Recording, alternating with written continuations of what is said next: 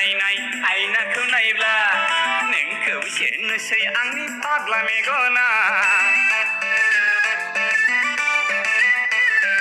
इन्जुराव आलायनाय केलेन्डाराव नायखोब्ला नोंखौ सेनोसै आंनि जावलिया नोजोरा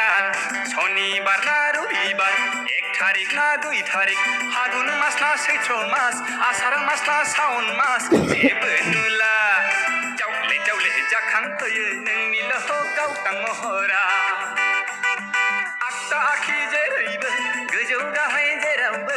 आनलिमिट नोंखौल' दं दं दं दं मोनफ्लांबाय थायो सना दं दं दं दं मोनफ्लांबाय थायो